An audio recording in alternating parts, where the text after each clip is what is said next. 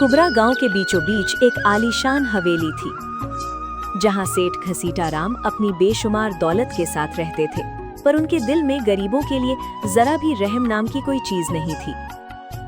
सुनिए जी, बाहर मुखिया जी और कुछ गांव वाले खड़े हैं, बहुत गिड़गिड़ा रहे हैं। कह रहे हैं कि सूखे से फसल पूरी तरह बर्बाद हो गई, थोड़ा अनाज उधार दे दीजिए वरना बच्चे भूखे मर जाएंगे उनके। भाग्यवान, मुझे इन फालतू के झमेलों में मत घसीटो, मेरा सिर पहले से ही भारी है। जो मांगने आए हैं उन्हें कह दो सेठ जी घर पर नहीं है, वरना ये लोग रोज रोज दरवाजे पर आकर खड़े हो जाएंगे, समझी ना बात?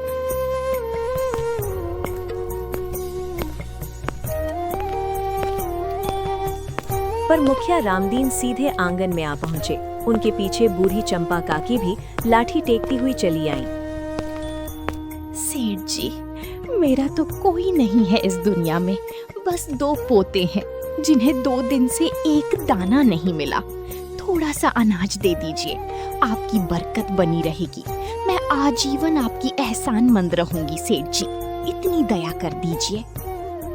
काकी, ये आंसू और गिड़गिड़ाना मुझ पर नहीं चलेगा, यहाँ से हट जाओ। मेरे गोदाम खाली पड़े हैं, तुम्हें कोई और जगह मिल जाएगी मदद के लिए। मेरे पास तो खुद खाने को कुछ नहीं बचा है, समझ लो ये आखिरी बात मेरी। गांव वाले उदास चेहरे लिए वापस लौट गए, पर हवेली की खिड़की से ये सब देख रही लाडो की आंखें नम हो गईं। उसका दिल अपने पिता की क्रूरता से कांप उठा।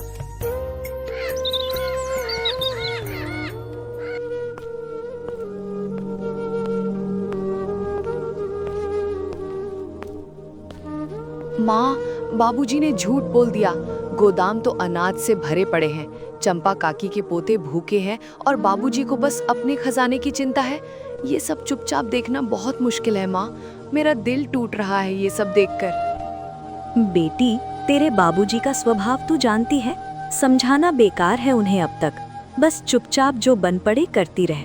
भगवान सब देख रहा है ऊपर से, एक दिन जरूर बदलेगा सब कुछ। धीरज रख बेटी, समय सबका हिसाब करता है। रात होते होते लाडो चुपचाप कुछ अनाज और रोटियां लेकर चंपा काकी की झोपड़ी की ओर निकल पड़ी। उसके कदम डर और करुणा के बीच उलझे हुए थे।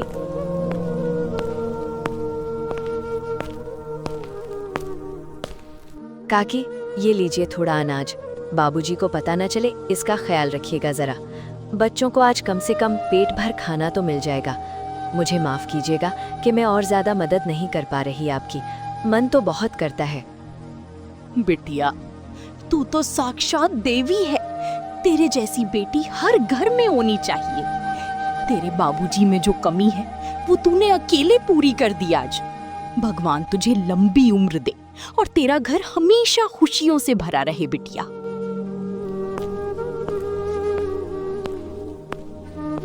हे भगवान, बाबूजी को सही राह दिखा दो, इनके अंदर की इंसानियत को जगा दो कहीं से। पैसा तो सबके पास आता जाता रहता है, पर एक बार इंसानियत खो गई तो वापस आना बहुत मुश्किल हो जाता है। इन्हें बचा लो भगवान।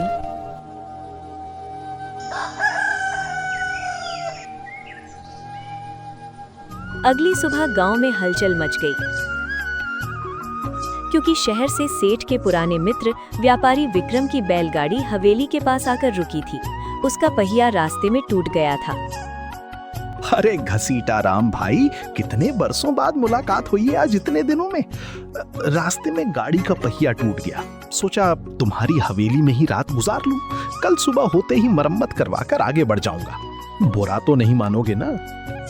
अरे विक्रम भाई, आओ आओ, तुम्हारा ही घर है ये, बिल्कुल संकोच मत करो। रात यहीं आराम करो, कल सुबह गाड़ी ठीक करवा देंगे हम। कोई जल्दी नहीं है तुम्हें, जितना मन करे उतना रुको यहाँ भाई, ये तुम्हारा भी घर है समझो। पर अंदर ही अंदर सेठ इस खर्चे को लेकर बेचैन हो उठे थे।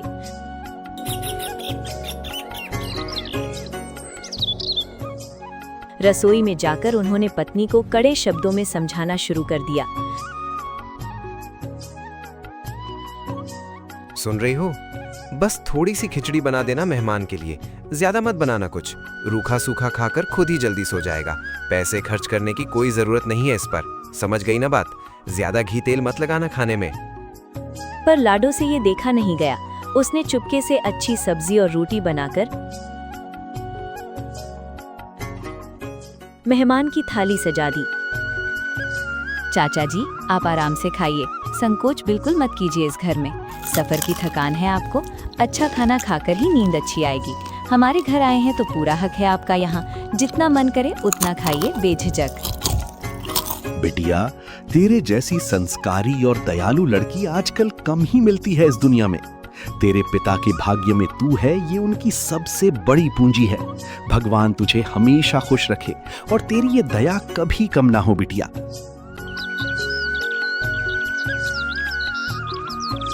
रात को सोने से पहले विक्रम ने सेठ से एक बात कही, जिसे सुनकर सेठ के होश उड़ गए और उनकी नींद हराम हो गई। घसीटा राम भाई, मैं शहर में एक बड़ा अकाल राहत शिविर लगा रहा हूँ। बहुत लोग मदद कर रहे हैं इसमें। तुम भी कुछ अनाज या धन दान करो ना, पुण्य भी मिलेगा और भूखे लोगों की जान भी बच जाएगी। सोच लो एक बार भाई। हाँ हाँ भाई, ये तो बहुत अच्छा काम है। मैं ज़रूर सोचूंगा इस बारे में। अभी बहुत रात हो गई है, सो जाते हैं, सुबह बात करते हैं इस पर। तुम आराम करो, अभी यात्रा की थकान उतार लो पहले भाई। दान की बात सुनते ही सेठ की रात भर नींद उड़ गई थी।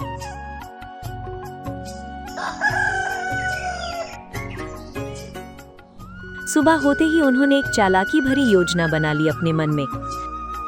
इस विक्रम को दान का भूत सवार हो गया है, इसे यहाँ से भगाना ही पड़ेगा जल्दी। खुद को बीमार और कंगाल दिखाकर रोना शुरू कर दूं, यही सबसे आसान तरीका है इससे पीछा छुड़ाने का। ये तरकीब जरूर काम करेगी आज मेरी। सेठ ने जोर जोर से रोना शुरू कर दिया, जैसे उनका सब कुछ लुट गया हो रातों रात अचानक से। विक्रम भाई, मेरा तो सब कुछ बर्बाद हो गया। व्यापार में बहुत बड़ा घाटा लग गया है अचानक। मेरे पास तो अब अपने खाने तक के लाले पड़े हैं। दान की बात मत करो भाई, मुझ पर ही थोड़ी दया कर लो अब भाई मेरे। अरे घसीटा राम, ये तो बहुत बुरा हुआ। मुझे कुछ पता ही नहीं था इस बारे में। तुम खुद इतनी मुश्किल में हो तो मैं दान की बात कैसे करूं? चलो मैं अभी निकलता हूं, गाड़ी की मरम्मत हो गई होगी। फिर कभी मिलेंगे भाई।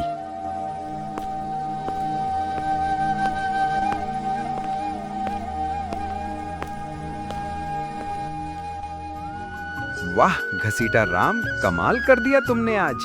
एक ढेला भी नहीं गया और मेहमान भी टल गया चुपचाप। ऐसी अकल हर किसी के पास नहीं होती इस दुनिया में। आज तो अपने आप पर ही गर्व हो रहा है मुझे, बहुत ज्यादा सच में। पर उसी दोपहर सेठ के सबसे बड़े गोदाम से अचानक तेज दुर्गंध उठने लगी। हजारों टन अनाज में सीलन और कीड़े लग चुके थे भीतर ही भीतर। गोदाम की हालत देखकर सेठ के पैरों तले जमीन खिसक गई। जिंदगी भर की कमाई सड़ रही थी उनकी आंखों के सामने ही पल पल। हे भगवान, ये क्या हो गया? मेरा सारा अनाज तो सड़ने लगा है अभी अभी। अगर तुरंत बाहर निकालकर धूप में ना सुखाया गया तो कुछ भी नहीं बचेगा। मुझे मदद चाहिए, कोई तो आकर बचा ले मेरी जिंदगी भर की कमाई इस मुसीबत से। सेठ रोते बिलखते गांव वालों के पास मदद मांगने पहुंचे, पर उनकी पुरानी बेरुखी याद कर किसी का भी दिल नहीं पसीजा सेठ की मदद के लिए। सेठ जी, जब हम मदद मांगने आए थे तब तो आपने दरवाजा भी नहीं खोला था हमारे लिए।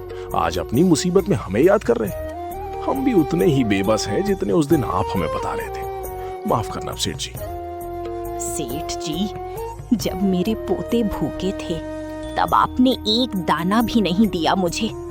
आज आपका अनाज सड़ रहा है तो मुझे कुछ महसूस नहीं होता। ये भगवान का ही न्याय है शायद। अपने किए का फल आज मिल रहा है आपको सेठ जी। सेठ जमीन पर बैठकर बिलखते रहे। उनकी आंखों के सामने अपनी सारी क्रूरता एक एक करके घूमने लगी, पर तब तक बहुत देर हो चुकी थी शायद। करुणा और जिम्मेदारी से प्रेरित होकर लाडो आगे बढ़ी और बिना किसी की परवाह किए अकेले ही भारी बोरियां उठा लिया अपने कंधों पर। कोई मदद न करे तो कोई बात नहीं, मैं अकेली ही ये अनाज बचाने की कोशिश करूंगी आज। बाबूजी की गलती की सजा हमें भुगतनी पड़ रही है, पर हार मानकर बैठे रहना मुझे मंजूर नहीं है, चाहे जितनी मेहनत करनी पड़े मुझे इसमें। अरे भाइयों, लाडो अकेली इतना बोझ उठा रही है, हम सब यहाँ खड़े तमाशा देख रहे हैं आज। सेठ ने भले हमारे साथ बुरा किया हो, पर उसकी बेटी का क्या कसूर। चलो सब मिलकर अनाज बचाते हैं, जल्दी करो, देर मत करो अब। कुछ ही घंटों में गांव वालों की मेहनत से आधे से ज्यादा अनाज सुरक्षित बच गया। सेठ ये सब देखकर हैरान रह गए।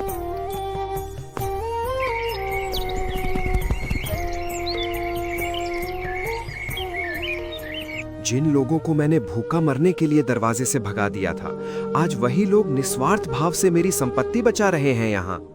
मुझे समझ नहीं आ रहा ये सब। मैंने तो कभी इनके लिए कुछ भी अच्छा नहीं किया था अब तक। बाबूजी, धन सिर्फ तिजोरियों में बंद रखने के लिए नहीं होता, संकट में इंसानों के काम आने के लिए होता है ये। आज इन ग्रामीणों ने दरियादिली दिखाई, इसीलिए हमारा अनाज बच पाया, वरना सब कुछ मिट्टी में मिल जाता।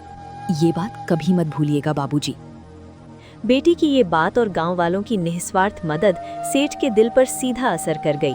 बरसों पुराना अहंकार एक ही पल में भरभरा कर टूट गया आखिरकार। मुझे माफ कर दो सब लोग, मैंने अपनी कंजूसी में इंसानियत ही भुला दी थी इतने सालों तक। आज से मेरे गोदाम के ताले हमेशा के लिए खुले रहेंगे। जब तक सूखा खत्म नहीं होता तब तक हर घर को मुफ्त अनाज मिलेगा। यही मेरा वादा है आज से सबसे। उस दिन के बाद कुबरा गांव में सेठ की कंजूसी की जगह उनकी उदारता के किस्से गूंजने लगे और सच्चाई यही साबित हुई कि इंसानियत ही सबसे बड़ा धन है इस दुनिया में। सीख: पैसा और धन दौलत तो आते जाते रहते हैं, लेकिन संकट के समय दूसरों के काम आना और इंसानियत बनाए रखना ही जीवन का सबसे बड़ा और सच्चा धन है। निस्वार्थ भाव से की गई मदद कभी बेकार नहीं जाती और इंसान का अहंकार एक न एक दिन जरूर टूटता है।